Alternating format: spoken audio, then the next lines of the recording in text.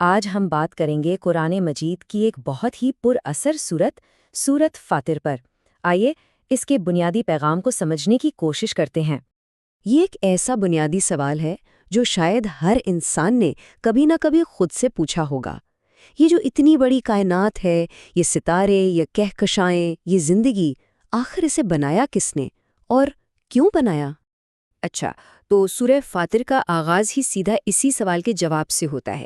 یہ ہمیں براہ راست اس ہستی کی طرف لے جاتی ہے جس نے یہ سب کچھ بنایا۔ سورت شروع ہوتی ہے ان الفاظ سے، الحمدللہ، یعنی سب تعریفیں، ہر قسم کی تعریف صرف اور صرف اللہ کے لیے ہے۔ کیوں؟ کیونکہ وہی ہے آسمانوں اور زمین کا پیدا کرنے والا۔ تو یہ صرف ایک جملہ نہیں بلکہ ایک حقیقت کا، ایک سچائی کا اعتراف۔ اور جو چیز اس سورت کو واقعی خاص بناتی ہے نا، وہ اس کا نام ہی ہے، فاطر۔ یہ کوئی عام لفظ نہیں ہے۔ فاطر کا مطلب ہے وہ جو کسی چیز کو بالکل پہلی بار بنا کسی نمونے کے عدم سے وجود میں لے آئے۔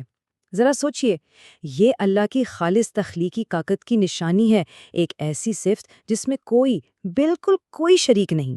تو سوال یہ پیدا ہوتا ہے کہ اس فاطر کی، اس اوریجنل کریٹر کی قدرت کی نشانیاں آخر ہیں کہاں؟ سورت کہتی ہے کہیں دور جانے کی ضرورت نہیں، بس اپنے ارد گرد کی دنیا پر ایک نظر ڈالیں۔ جی ہاں، یہ نشانیاں کہیں آسمانوں میں یا زمین کی گہرائیوں میں چھپی نہیں ہیں، یہ ہماری آنکھوں کے بالکل سامنے ہیں، ہماری روزمرہ کی زندگی کا حصہ ہے، اور سورت ان میں سے کچھ کی طرف ہماری توجہ دلاتی ہے۔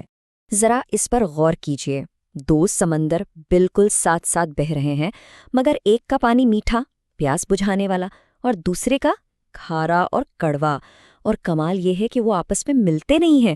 یہ اللہ کی قدرت کا ایک کتنا کھلا ثبوت ہے کہ کیسے ایک ہی نظام میں دو بالکل مختلف چیزیں ایک ساتھ موجود ہیں۔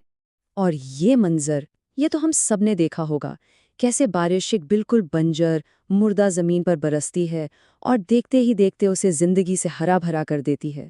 سورت کہتی ہے کہ دیکھو، اسی طرح مرنے کے بعد دوبارہ اٹھایا جائے گا۔ یہ تو ایک چھوٹی سی قیامت ہے جو ہماری آنکھوں کے سامنے ہر سال ہوتی ہے۔ اچھا، تو ان تمام نشانیوں کو دیکھنے کے بعد انسان کے سامنے دو راستے کھل جاتے ہیں۔ ایک راستہ ہے شکر گزاری کا اور دوسرا انکار کا۔ دیکھیں، یہ بات سمجھنا بہت ضروری ہے کہ یہ نشانیاں صرف عجائب گھر میں رکھنے کے لیے نہیں ہیں، یہ ہم سے ایکشن کا مطالبہ کرتی ہیں، ایک فیصلے کا تقاضا کرتی ہیں کہ بھئی انہیں دیکھ کر ہمارا رد عمل کیا ہوگا۔ اور سورت ان دونوں راستوں کا انجام بالکل صاف صاف بتا دیتی ہے۔ جو لوگ ایمان لائے، اچھے کام کیے، ان کے لیے بخشش ہے اور بہت بڑا اجر، اور جنہوں نے انکار کیا، ان کے لیے سخت عذاب۔ یعنی انتخاب بالکل واضح کر دیا گیا ہے۔ لیکن ٹھہریے، اس انتخاب کے راستے میں ایک بہت بڑی رکاوٹ بھی ہے۔ سورت خبردار کرتی ہے کہ شیطان ایک کھلا دشمن ہے، اور اس کا کام کیا ہے؟ انسان کو دنیا کی زندگی کے دھوکے میں ڈال کر گمراہ کرنا۔ اس لیے حکم ہے کہ اسے دشمنی سمجھو، دوست یا خیرخواہ نہیں۔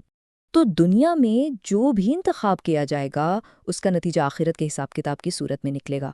اور سورت ہمیں یہ بھی بتاتی ہے کہ اللہ کی کتاب کے جو وارث ہیں وہ بھی سب ایک جیسے نہیں ہیں۔ مطلب یہ کہ اللہ نے اپنی ہدایت تو سب کے لیے بھیج دی، لیکن اس ہدایت کو لینے اور اس پر عمل کرنے میں لوگوں کے مختلف درجات بن جاتے ہیں۔ یہ تین گروہ ہیں۔ سب سے پہلے وہ جو اپنی جانوں پر ظلم کرتا ہے، یعنی گناہوں میں پڑا رہتا ہے۔ پھر دوسرا جو میانہ روا ہے، یعنی جس کی زندگی میں نیکی اور بدی دونوں شامل ہیں۔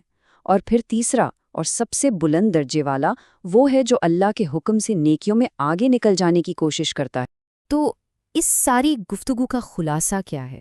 سورت فاطر کا وہ مرکزی پیغام کیا ہے جسے ہمیں اپنے ذہن میں بٹھا لینا چاہیے؟ پہلا اور سب سے اہم پیغام، تمام تر عزت اور طاقت کا مالک صرف اور صرف اللہ ہے۔ انسان کو اگر عزت چاہیے تو وہ دنیاوی چیزوں میں نہیں بلکہ اپنے خالق کی اطاعت میں ہی ملے گی۔ دوسرا اہم پیغام ہے ذاتی ذمہ داری کا۔ سیدھی سی بات ہے، کوئی کسی دوسرے کا بوجھ نہیں اٹھائے گا۔ ہر انسان اپنے اعمال کا خود ذمہ دار ہے اور اسے اپنے فیصلوں کا جواب خود ہی دینا ہوگا۔ اور آخری پیغام، امید اور تنبیہ دونوں کا ایک حسین امتزاج ہے۔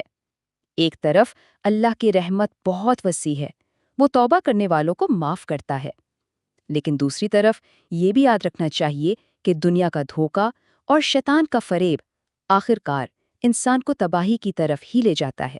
اور آخر میں سورت ہم سب سے یہ ایک چپتا ہوا گہرا سوال پوچھتی ہے، ایک ایسا سوال جسے ہمیں اپنی روح کی گہرائیوں میں محسوس کرنا چاہیے کہ جب حقیقت اتنی واضح ہے، جب نشانیاں چاروں طرف بکھری ہوئی ہیں، تو پھر انسانوں کو کہاں بھٹکایا جا رہا ہے، وہ کس طرف الٹے جا رہے ہیں؟